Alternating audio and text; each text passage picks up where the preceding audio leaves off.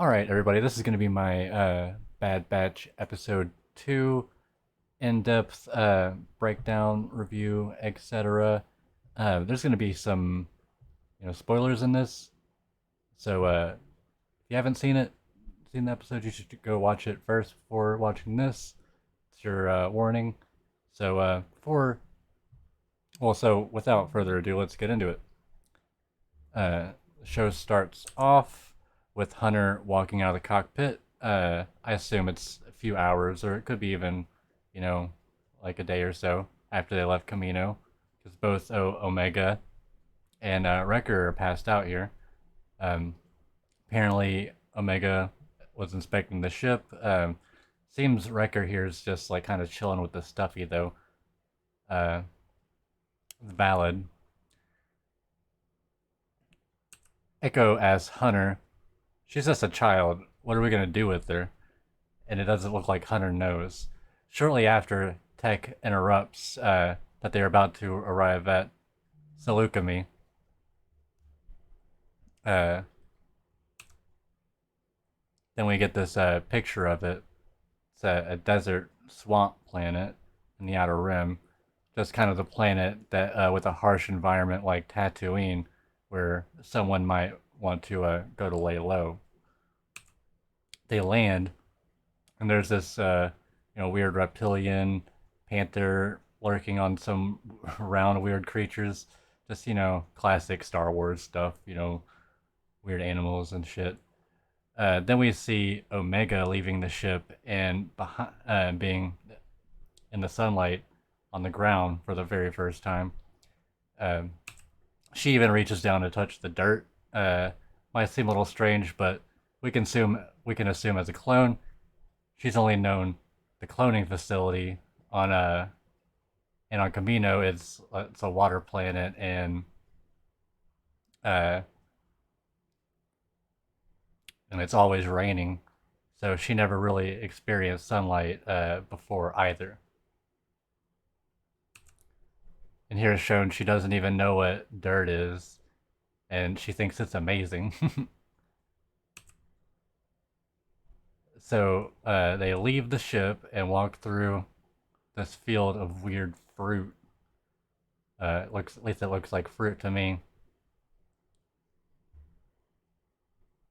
Uh, Tech reveals that the person they are looking for is a deserter, and that's why they are hiding out on Seleucami.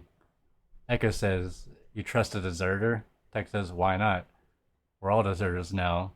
From the mindset of a clone, especially one like Echo, who used to be a reg, a deserter uh, is like the worst kind of person there is. But obviously, the situation is very different now. They get to the end of the field, and they all notice the tripwire. But as we can see, there's a laser trip as well, and Wrecker just walks right in. Yeah, sets off the laser trip, and these dead droids pop up out of the ground, and Wrecker just starts blasting.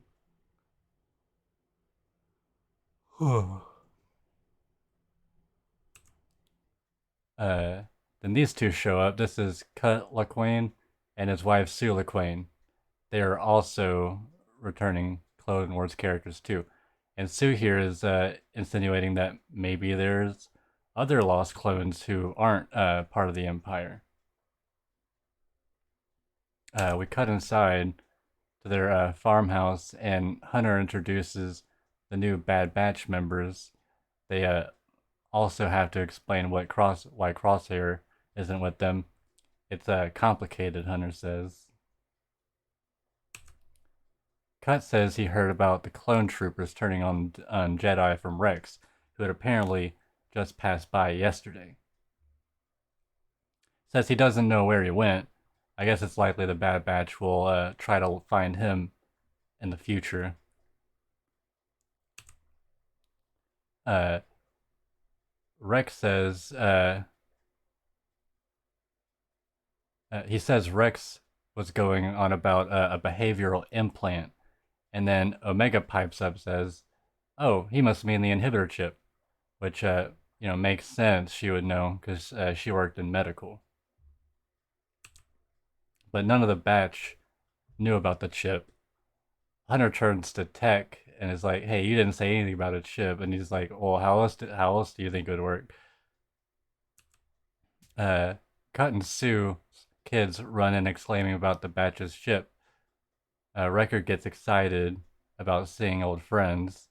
The kids view him as an uncle with, but with Cut as their dad, all the clones are their uncles. It's not by blood though, because I think they're technically not Cut's kids, even though they are actually half human. He just adopted them, because he married Sue. Uh, they notice Omega pull her outside to play catch, and this is just a completely new concept to her. She's never had any other kids to play with, uh, and they have to explain to her she's supposed to catch the ball. Hunter explains to Cut that Omega is a defective clone like they are. Cut says that's not exactly true because the Kaminoans never create anything without a purpose, hinting there might be something more special about her. Um, just a quick hypothesis. I think maybe she might be like the first attempt at maybe like a force sensitive clone. That's just kind of like wild contemplations for me. We have no idea. Uh, I think she's certainly shown signs of it. Um, Cut says that like battling droids is a lot easier than raising children, and that Hunter has no idea what he's in for. Hunter explains Camino wasn't safe. They had no choice but to take her. But Cut says that Salukami isn't safe either. Says Rex warned about the Empire coming. He says he says he has to go into town to get transport off world, and they go. And we reach the city. It looks kind of similar to like Mos Eisley, the way the buildings are structured, but they have a slightly different aesthetic. They walk through town, and Hunter makes a comment about how there shouldn't be that many troopers here because the war's over. And as you can see, Cut pulls his hat down every time they pass by clones. Uh, he has to be extremely cautious because they will recognize him. Hunter doesn't have to worry as much because his I think his like bones, his facial structure is a little bit different, and um, he has the tattoo on his face too.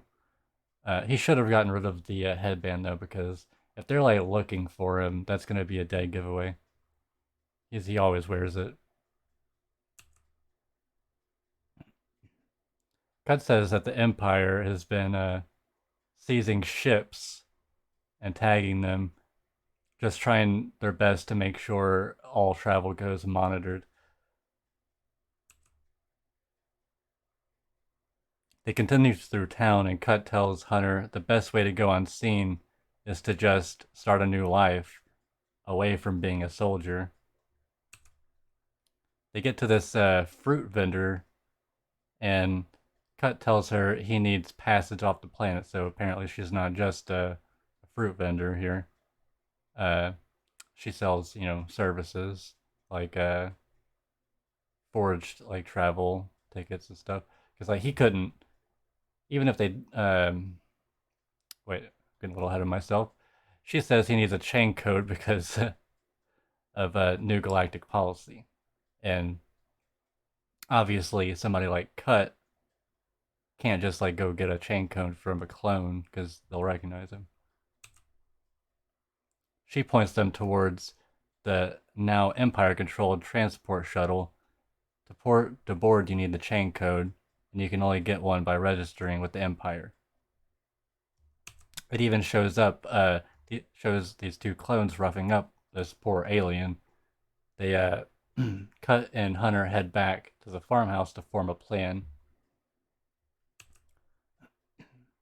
Now back at the farm, and Omega accidentally throws the ball outside the fence.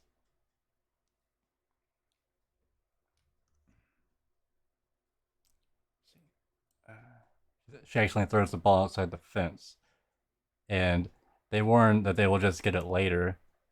Um, the kids run back inside the run back to the house, but Omega just goes to get the ball anyway. Omega gets the ball, but as you can see, there's this one of those like lizard panther things stalking her. I like Omega, and I don't I hope they don't have her making mistakes like this like all the time in every episode. And like I know it's just supposed to be her um being, naive, innocent, she's a kid, but I hope she learns to be careful quick. Inside the hut, it shows everyone talking for a moment. Nothing too important other than like that the transport leaves in an hour and they need to be on it or with or without a chain code. They hear Cut's kids calling for help and they run out to save Omega. We get a better look at the creature. I guess it looks more scaly from further away. So I guess it's not really like a lizard or a reptile. It's just like a weird panther thing. It looks pretty weird regardless. Sue shoots it, and Hunter slashes it with his knife. Hunter kind of scolds Omega for being careless, but Cut steps in to comfort her, showing Hunter he needs to try and treat Omega with a softer hand because of her age. She didn't know any better. She leans on Cut, and he basically just like picks her up and carries her into the carries her inside. Wrecker's concerned about her too. Then Hunter asks Tech to forge some chain codes. He says he can, even though he just learned about them. Hunter plans to help Cut, Sue, and their kids get passage. Omega apparently goes back to the ship. She takes off her head ornament, I assume as a realization that she has to change, put her past behind her. Um, Sue tells Hunter that kids will always find a way to get into trouble and that it's like their job as adults to protect them. Hunter tells Cut and Sue that he wants Omega to leave with them. They ask if that's what he really wants, and he says it's, what Omega needs. Back on the ship, Echo and Tech are talking about the chain codes. Echo talks about how it's, ironic that people are having to sign up for numbers now. Says close one names instead of numbers, and now people are having to sign up to get numbers. Tech says it's ingenious. With chain codes, the Empire is going to create a database of everyone in the galaxy. Tech then explains that to forge the codes, he can hack their network. He needs the disks, though. He suggests that they get the ship impounded so they can get in and get the disks out. They radio Hunter as they are being impounded. And Hunter gets mad and tells them Omega's still on the ship. But at least Omega thinks it's a good plan. They get impounded, and two clones walk into the ship, and One of them makes a comment about how it's a modded Omnicron class attack shuttle. Just a bit of lore building, I guess.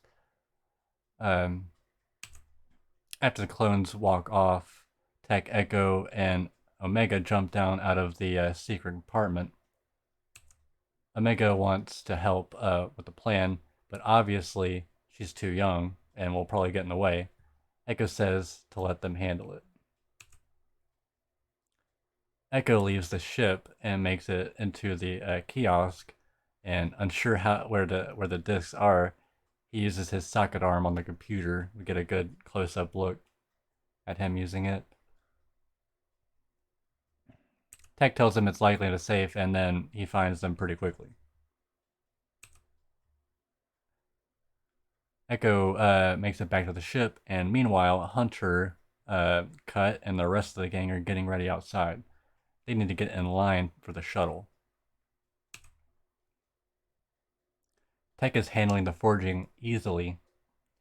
Plan is going well. So far, so good. Regardless, Hunter tells Tech to hurry up or they might have to blast their way out. As Tech says he can slip the codes to him soon, a bunch of clones walk up around the perimeter. And of course, Omega just took the chain codes without them noticing. They see Omega outside the ship. It's really dangerous, but she's actually likely the only one that could pull off sneaking by because of her size, if she wasn't like as clumsy as she is. Tech informs Hunter the codes are on the way with Omega. He's pissed, and Wrecker runs to go help her. Meanwhile, Echo is attempting to remove the clamp on the landing gear. A clone sneaks up on Echo, but Tech gets him with a stun blaster. After all, the other clones were later alerted, though, of course.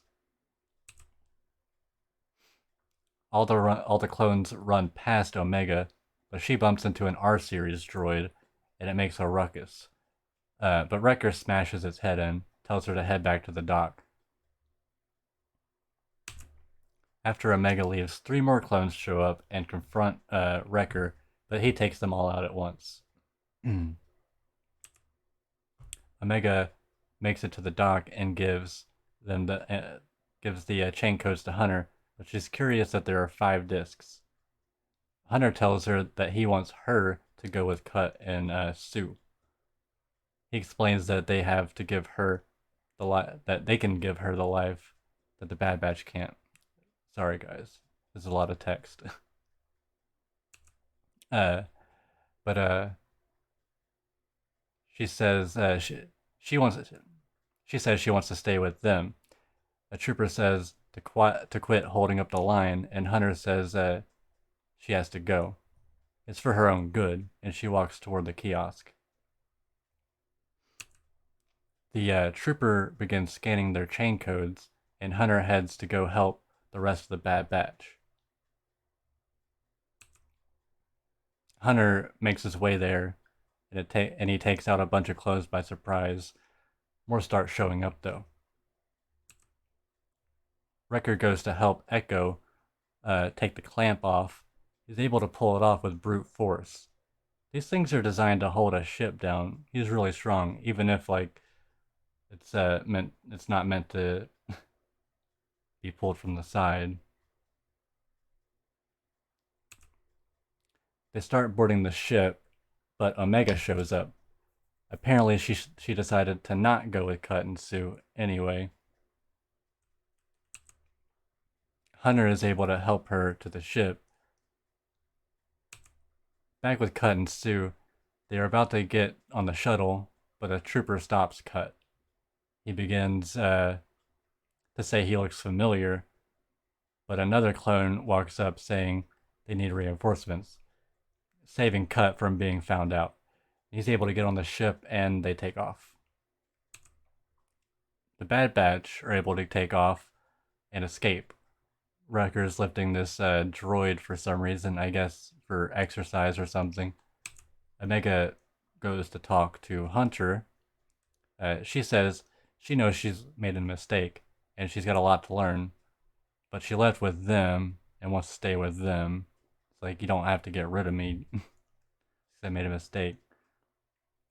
And Hunter, says he's got a lot to learn too. But if this is where she wants to stay, that's where she'll stay. And that's the end of the episode. And there wasn't like as much, action in this episode. But this is right after we had the premiere where there's a shit ton of action. It's pretty good. I like the world building and bringing back old characters from Clone Wars. And we'll probably see more of that. We'll probably see Rex soon, I'd imagine. But yeah, that's about it. I'm looking forward to the next episode. I'd give this one about like an 8 out of 10. Anyway, y'all have a good day. I'll talk to y'all later.